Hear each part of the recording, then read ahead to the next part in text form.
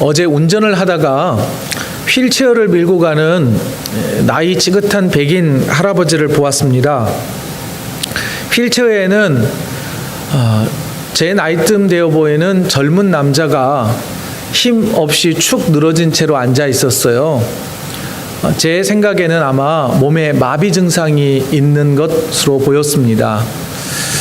두 관계가 무엇일까 생각해 보니 아마 아들과 아버지이지 않았을까 생각이 됩니다.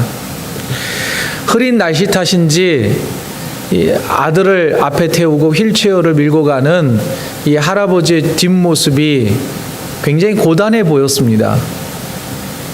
그러면서 운전대를 잡고 하나님, 저 휠체어에 앉아있는 젊은 사람이 속히 일어나서 저 아버지와 함께 즐거워할 날이 속히 일어났으면 좋겠습니다.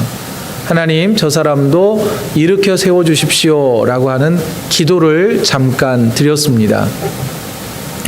오늘 본문에도요, 병이 언제 나을지 기약 없이 무려 38년 동안 병을 앓고 있었던 한 사람이 등장을 합니다. 이 한 사람이 베데스다 못이라고 하는 곳에 있었는데 그곳에서 예수님을 만났고 예수님께서 38년 된 그 병자를 고쳐주셨습니다. 이 일은 요한복음에 기록된 세 번째의 표적, 곧 기적이었습니다.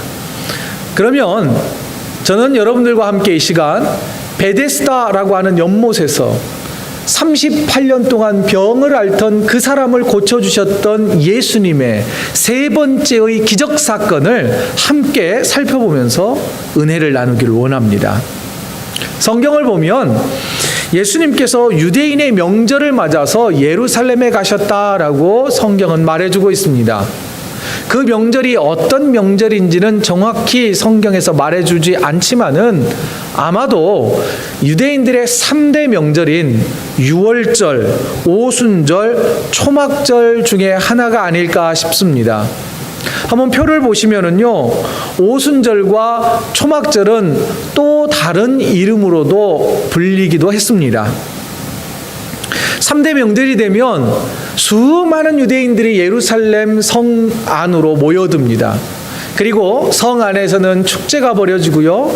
그리고 성전 안에서는 하나님께 기쁨의 예배, 감사의 예배를 드렸습니다. 그런데 많은 사람들이 즐겁게 모여있는 성전에 예수님이 가신 게 아닙니다. 또한 예루살렘 성 안에 예수님이 계시지 않고 예루살렘 성 바깥에 있는 베데스다라고 하는 연못가로 주님께서 가셨습니다. 그림을 보시면 베데스다 연못은요, 예루살렘 성에 있는 양문이라고 하는 그 문 곁에 있었습니다. 이 베데스다 연못은 성전에서 제물로 쓰일 양들을 깨끗이 씻는 그런 연못이었습니다. 그래서 저 양문이라고 하는 저 문을 통과해서 성전으로 들여보내는 그 일을 감당하는 지역이 곧 베데스다 연못이었습니다. 베데스다 연못은요, 원래 솔로몬이 성전을 건축할 때 저 그림에 보시면 기드론 골짜기라고 하는 기드론 계곡에서 흘러내리는 빗물을 모아두었던 저장소였습니다. 그래서 베데스다 연못은 물이 자동적으로 솟아나는 게 아니라 회벽을 칠해서 그 물을 저장해 놓는 저장소, 인공 연못이었던 것이죠. 베데스다 연못의 규모는요, 생각보다 컸습니다. 폭이 50m, 그리고 길이가 150m, 깊이는 보통 얕은 곳은 13m에서 깊은 곳은 15m나 되는 굉장히 큰 연못이었습니다. 그래서 성경에는 이렇게 기록하고 있어요. 저 연못 주변으로 이 지붕이 달린 정자, 행각이 5채나 들어서 있었다라고 성경은 말해주고 있습니다. 규모가 굉장히 큰 저 베데스다 연못가에, 그리고 이 정자 밑에 수많은 병자들이 모여 있었습니다. 더 이상 발 디딜 틈이 없을 정도로 빼곡히 사람들이 모여 있었는데 본문 3절을 한번 보시죠. 저 행각 밑에 그 안에 많은 병자, 맹인, 다리 저는 사람, 혈기 많은 사람들이 누워 있었대요. 그런데 왜 저렇게 많은 병자들이 저 베데스다 연못 정자 밑에 모여들었을까요? 그 이유를 본문 3절과 4절 대괄호로 해석을 해놓았는데 한번 같이 읽어보죠. 시작. 물의 움직임을 기다리니 이는 천사가 가끔 못에서 내려와 물을 움직이게 하는데 움직인 후에 먼저 들어가는 자는 어떤 병에 걸렸든지 낫게 되밀어라. 그 연못가에는 신비한 은혜가 이루어졌는데 천사가 내려와서 물을 휘휘 저을 때 누구든지 가장 먼저 들어가는 사람은 어떤 병이든지 다 낫게 된다는 소문의 근원지였습니다. 또 모르겠습니다. 진짜 병이 나았는지도 모르겠죠? 아니면 어떤 사람들이 병자들에게 물건 팔아먹고 만병통치약 팔아먹기 위해서 거짓으로 소문을 냈을 수도 있고, 그들이 짜고 치는 고스톱 하듯이 자 물을 움직일 테니까 들어가, 그래서 나았다고 그래? 그래서 그곳이 유명했는지도 모르겠습니다. 어떤 소문을 듣고 어떤 정보를 듣고 사람들이 몰려왔는지는 모르겠지만 이 베데스다 못가에 모여든 수많은 사람들의 모습을 볼 때에 더 이상 의학의 힘으로는 그 어떤 방법으로도 치료가 불가능한 사람들이 모여 있더라는 것이죠. 이제는 더 이상 희망 둘 것이 없고 절망을 경험한 사람들이 마지막 신락과 같은 희망을 갖고 모여든 곳이 베데스다 못가였습니다. 베데스다 못가의 정자에는요, 이미 발 디딜 틈 없이 수많은 병자들이 모여 있었습니다. 이 베데스다 못가는요, 하루의 삶이 어떻게 진행될까요? 여러분, 하루에도 수많은 중환자들이 모여 있는데 아마 몇몇은 죽어나가지 않았을까요? 여기저기에서 곡소리가 끊이지 않고 들렸던 장소일 겁니다. 왜? 크고 작은 고통 때문에 신음하는 소리로 가득한 곳이 베데스다 연못가이지 않았을까요? 사람 살 썩는 냄새가 나는 곳, 그리고 그 양문 곁에는 양시장이 있었습니다. 양과 염소를 파는 그런 시장이 있었으니 양의 이 똥냄새, 그리고 이 가축의 냄새와 많은 사람들이 비위생적인 곳에 모여 있으니 얼마나 역한 냄새가 진동했겠습니까? 그곳에 모인 사람들은 언제 생을 마감할지 모르는 그런 이제 인생의 마지막 막장이 되어서 그곳에서 그래도 희망을 품고 병 낫기를 간구하면서 살아가는 곳이 베데스다 못가였습니다. 여러분, 바로 그런 곳에 주님이 찾아가셨습니다. 건강한 사람들은 그곳에 갈 일이 없어요. 가지도 않습니다. 보통 사람들은 그곳을 저주받은 곳이다라고 생각했단 말이죠. 그런데 예수님께서는 그곳을 찾아가셨습니다. 찾아가셔서, 일부러 찾아가셔서 그 병자들 가운데 가장 오래돼 보이고 도저히 나을 희망조차 없어 보이는 38년 된 병자를 바라보십니다. 여러분, 이게 은혜 아닐까요? 주님이 그 사람을 바라보아 주셨다는 것부터서 기적이 시작되고 있는 겁니다. 그 누구에게도 시선 한번, 따뜻한 시선 한번 받지 못했던 그 사람을 주님이 보고 계신다는 거예요. 여러분, 또 하나, 주님께서는 성경에 보면 그가 38년 동안 얼마나 힘들고 괴로운 삶을 살았는지를 알고 계셨다는 거예요. 내 형편 그 누구도 알아주지 못하는데 전능하신 주님이 알아주신대요. 이 얼마나 큰 은혜입니까? 소망하기는, 사랑하는 성도 여러분들이 오늘 이 자리에서 주님을 만나기를 원합니다. 그런데 여러분, 주님이 이렇게 이 사람에게 관심을 보이자 이 사람이 하는 하소연을 한번 들어보십시오. 주님께 막 하소연을 해요. 7절이에요. 병자가 대답하되 주여, 물이 움직일 때 나를 못에 넣어주는 사람이 없어 내가 가는 동안에 다른 사람이 먼저 내려가나이다. 주변에 다른 병자들은 가족들이 와서 맨 먼저 못에 넣어주려고 도와주기도 했고, 또 어떤 사람들은 가정이 좀 형편이 넉넉해서 자기를 도와줄 수 있는 사람을 돈으로 사서 못에 넣어주려고 하긴 했지만, 나는 아무도 없습니다. 가족도 없고 형제도 없고 도와줄 사람도 없는 철저히 외톨이입니다 라고 예수님께 하소연합니다. 그런 그에게 주님께서 병을 치료해 주시는 은혜를 베풀어 주신 것입니다. 여러분, 이게 기적이지요. 사랑하는 성도 여러분, 혹 여러분의 삶이 38년 된 병자와 같은 상황은 아니십니까? 아무리 둘러보아도 외롭고 혼자인 것 같고, 그 누구에게도 내 삶의 형편을 말하지 못하는 여러분들의 삶 가운데 그 누구도 찾아오지 않지만, 그 누구도 알아주지 않지만, 우리 주님께서 친히 찾아오셔서 나를 바라봐 주시고 내 삶에 개입해 주시고 내 삶의 가장 어려운 그 문제를 해결해 주시는 그 은혜가 이 시간 임하여지기를 주의 이름으로 축원드립니다. 여러분, 베데스다 못은요, 자비의 집이라는 뜻입니다. 오늘 예배드리는 이 시간이 주님께서 여러분들을 찾아가 주시는 그 자비의 자리요, 은혜의 자리가 되어지시기를 다시 한번 축원드립니다. 그런데 말입니다, 베데스다 못은, 연못은 그 이름과 같이 정말로 자비로운 장소였을까요? 먼저 베데스다 연못이 위치한 그 지형도를 한번 보시죠. 그림을 다시 한번 보시겠습니다. 예수님 당시에요, 예수님 당시에 이 베데스다 연못은 성 바깥에 있었습니다. 저 사진으로 보면 성 안에, 성벽 안에 들어있었지만 그 옆에 그림을 보세요. 예수님 계시던 때 그대의 성벽 바깥쪽에 베데스다 연못이 있었다는 거예요.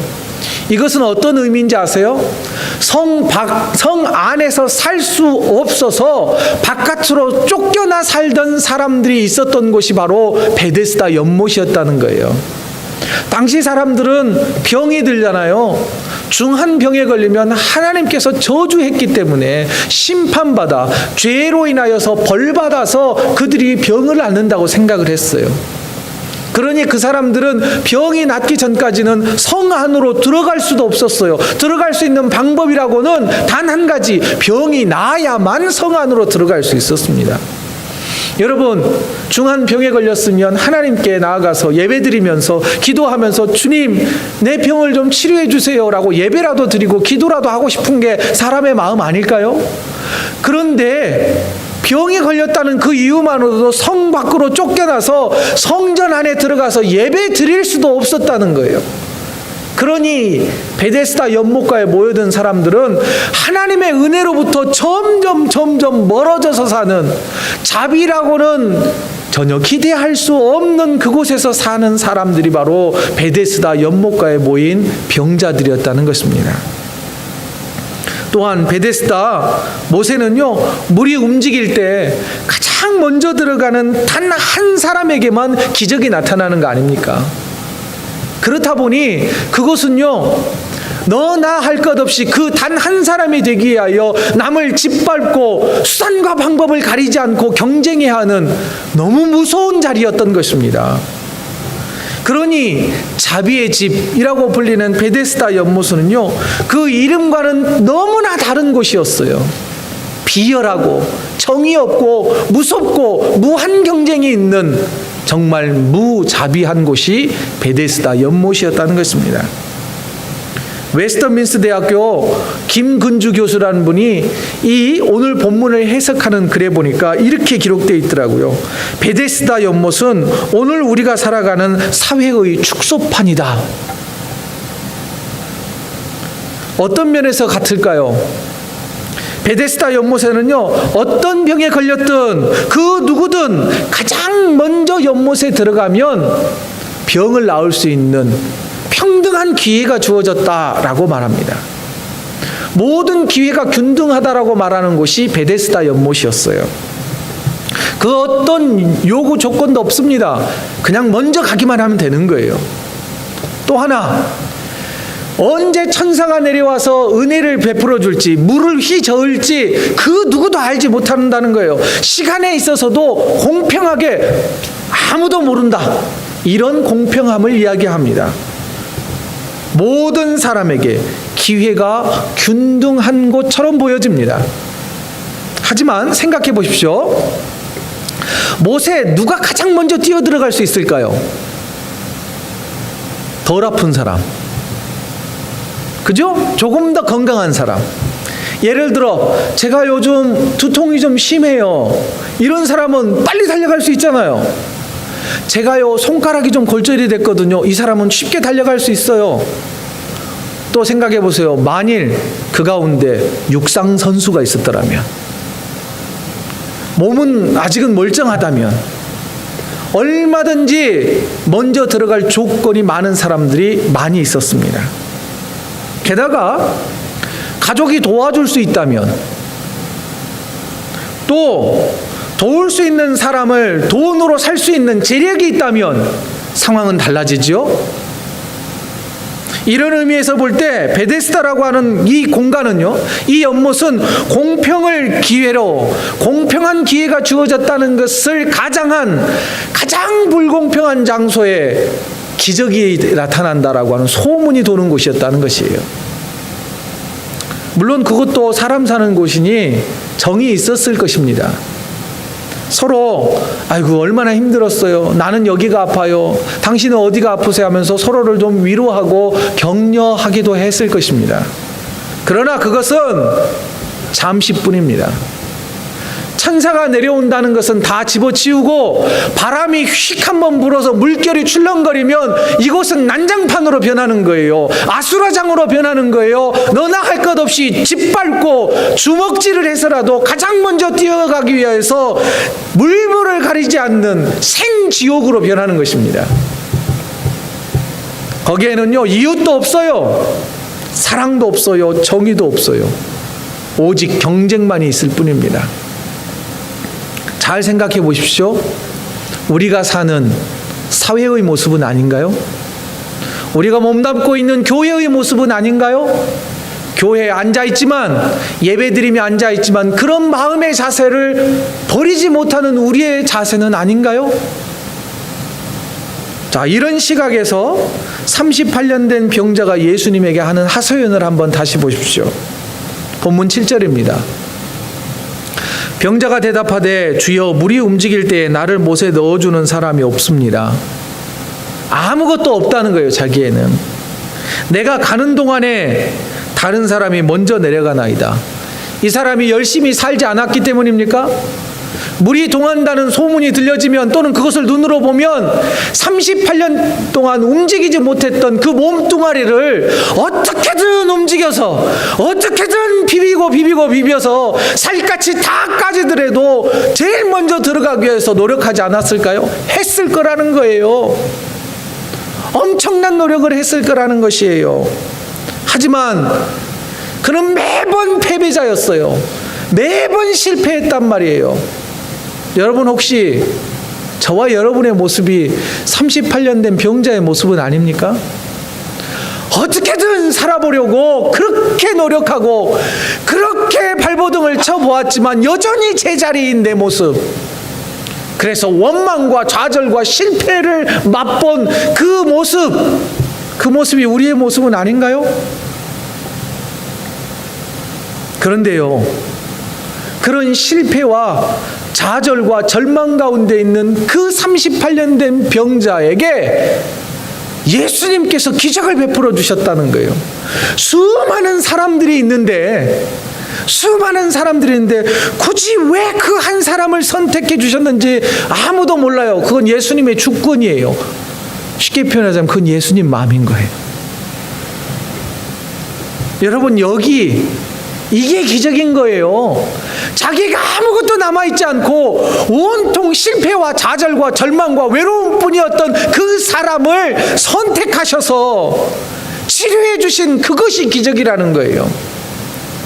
여기에는요 놀라운 은혜가 있습니다.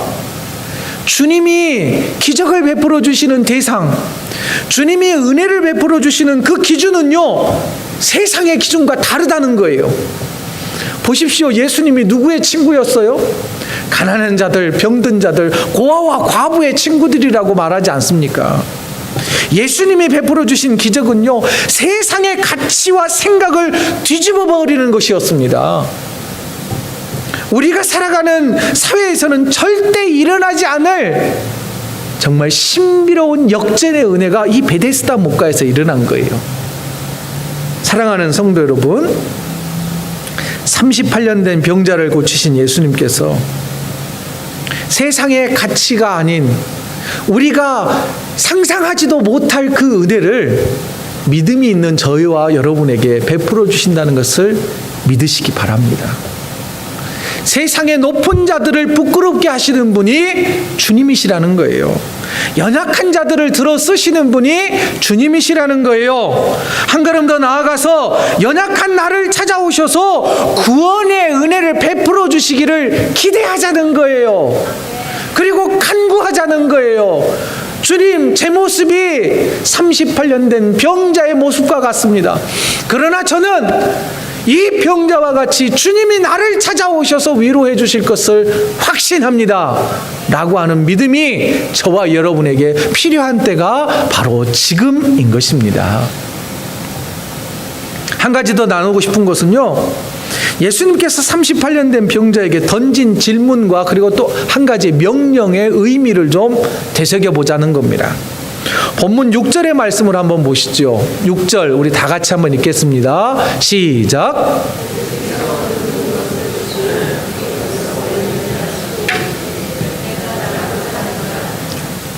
내가 낫고자 하느냐? 이 엉뚱한 질문 같아요. 38년 동안 병을 앓았는데 낫고 싶지 않았겠어요? 낫고 싶으니까 베데스다 목가로 왔지. 그래도 포기하지 못하고 거기까지 왔으니 예수님의 질문은 조금은 이상합니다. 그런데 예수님은 왜 이런 질문을 하셨을까요? 먼저는 이런 의도가 있었습니다. 아직 포기할 때가 아니야. 주의 은혜가 아직 남아있어. 세상의 기준으로는 실패했지만 주님이 너와 함께 하시면 너는 살아날 수 있고 병에서 이 지긋지긋한 고통에서 벗어날 수 있어라고 하는 희망의 선포입니다. 또 하나는 뭐냐면요, 병 나은 다음에 어떤 삶을 살기를 원하는데 이 질문이에요. 예수님께서는 그냥 단순하게 38년 된 병자의 병을 고치는 데 목적이 있지 않았어요. 여러분, 38년 된 병을 고쳐주신 그 이듬의 삶을 더 중요하게 생각하셨다는 거예요. 그래서 예수님께서 이 병자를 고쳐주신 다음에 나중에 한 번 더 만나요. 더 만나서 본문 14절을 보면은요, 우리가 읽지 않았습니다만 14절을 보면 이렇게 말씀하세요. 후에 예수께서 성전에서 그 사람을 만나 이르시되, 성전에서 만났어요. 이 사람이 이제 회복된 거예요. 가서 예배의 자리에서 만난 거예요. 보라, 내가 나았으니 더 심한 것이 생기지 않게 다시는 죄를 범하지 말라 하시니 그리스도인의 삶, 변화된 삶을 살아라 라고 주님은 명령하셨습니다. 주님의 목적은 거기에 계셨습니다. 그리고 예수님께서 이 병자를 고쳐주실 때 다음과 같이 명령하셨습니다. 8절이에요. 다 같이 읽습니다. 시작. 예수께서 이르시되 일어나 내 자리를 들고 걸어가라 하시니 아멘. 내 자리를 들고 걸어가라 이렇게 말씀하셨어요. 이 의미는 무슨 의미일까요? 단순하게 자, 자리 깔고 누웠던 너의 요와 베개와 이런 살림살이를 들고 집으로 돌아가라 이 말씀과 더불어서 무한 경쟁이 있는 거짓된 신화와 그리고 또한 속임수가 있는 이 베데스다 연못을 떠나라 이 말이에요. 가치관을 버리고 세속적인 가치관을 버리고 이제는 그리스도의 가치관을 가지고 살아라 라고 하시는 명령인 것입니다. 또 하나, 세상에 주눅들지 말고 이제는 당당하게 살아가라 이런 말씀이에요. 사랑하는 성도 여러분, 주님께서는 이 명령을 우리에게도 하고 계십니다. 언제까지 세속적인 욕망에 붙들려 살 것입니까? 언제까지 예배 자리에 앉아 있으면서도 세속적인 그 이익만을 생각하며 살 것입니까? 주님은 말씀하세요. 그거 다 접어가지고 새로운 삶을 걸어가라는 거예요. 새로운 가치관을 가지고 살아가라는 거예요. 여러분, 이 시간에 이런 결단이 있기를 원합니다. 더 나아가서요, 9절을 보시죠. 9절을 보면 예수님께서 38년 된 병자를 고친 날이 안식일이었다라는 문장으로, 약간 미완성의 문장으로 9절이 끝납니다. 뭔가 복선이 있어요. 안식일에 병자를 고쳤다는 것 때문에 무슨 일이 일어날 것처럼 보여집니다. 아니나 다를까 10절을 보시죠. 10절, 유대인들이 병 나은 사람에게 이르되 안식일인데 내가 자리를 들고 가는 것이 옳지 아니하니라. 세상에 이런 사람들이 어디 있습니까? 38년 동안 병을 앓아가지고 병이 나았는데 잘했다고, 너무나 잘됐다고 축하는 고사하고 사람들이 한다는 소리가 안식일의 율법을 어겼대요. 안식일 율법은 뭐냐면요, 일하지 마는 거예요. 일해서는 안 돼요. 당시 사람들은 자기가 자고 있는 이 이부자리를 개켜서 걸어가는 것, 이동하는 것을 노동이라고 생각했던 거예요. 여러분, 참 무자비한 사람들입니다. 참 잔인한 사람들 아닙니까? 혹시 우리는 그렇지 않아요? 남이 잘 되는 거 보고 하지는 않냐 이 말이죠. 배 아파하지는 않냐는 말이죠. 그런데요, 병 나은 사람의 태도는 더 과간이에요. 유대인들이 막 책망해요. 너 율법을 어겼어! 막 그러자 책임을 모두 다 예수님에게 돌려요. 11절과 15절을 한번 보시죠. 대답하되 나를 낫게 한 그가 자리를 들고 걸어가라 하더라. 내가 가려고 간 게 아니에요. 그 사람이 나보고 가라 그러더라니까. 나 그래서 그냥 그 사람 말 따른 것 뿐이에요. 그리고 나중에 성전에서 그 사람이 누군지를 알게 되는 거예요.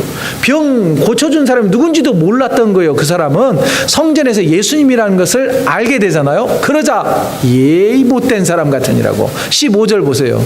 그 사람의 유대인들에게 쪼로로 달려가서 자기를 고친 이는 예수라 고발했어요.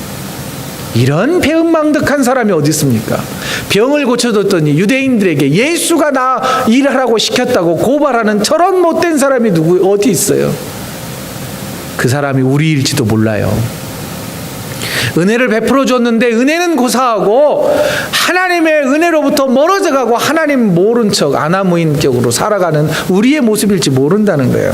그런데요, 이게 기적인 거예요. 이게 은혜인 거예요. 38년 된 병자가 병 고치는 일련의 사건들을 바라보십시오. 이 병자가 한 게 없어요. 그가 믿음이 있기를 했나?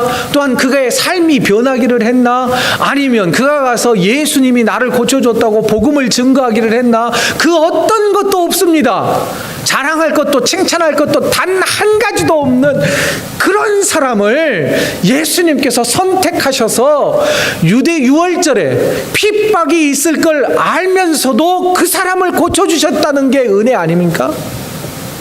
여러분, 38년 된 병자를 고쳐주신 이 기적의 사건 가운데는 병을 나은 것이 기적이 아니라 그런 하찮은 인간을 위하여 주님께서 고난받으시고 십자가에 달려 피 흘려 죽으셔서 구원의 은혜를 주셨다는 것이 기적이요 은혜인 것입니다. 여러분, 세상에 무엇이 기적입니까? 예, 기적이 있지요.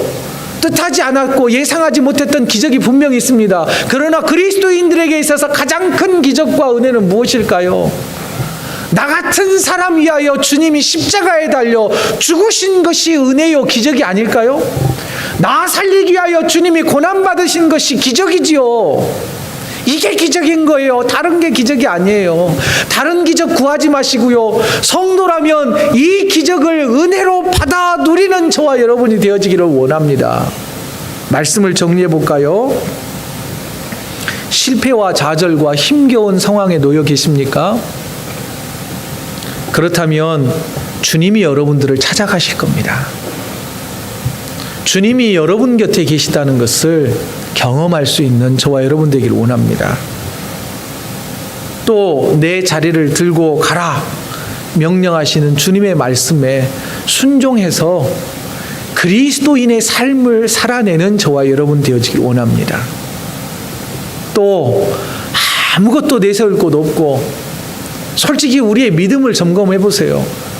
주님 앞에 부끄럽지 않습니까? 내가 그리스도인이라고 말하기도 참 민망할 때가 있지 않습니까? 그럼에도 불구하고 나 살리려고, 나 구원하시려고 십자가에 달려 죽으신 그 은혜, 그 기적과 같은 은혜, 세상의 그 어떤 이론과 논리로도 설명되지 않는 신비로운 이 기적의 은혜가 나에게 이루어졌다는 거예요. 이것을 기억하시면서 그 감격 가운데 살아가는 새로운 한 주간의 삶이 되시기를 주의 이름으로 축원드립니다.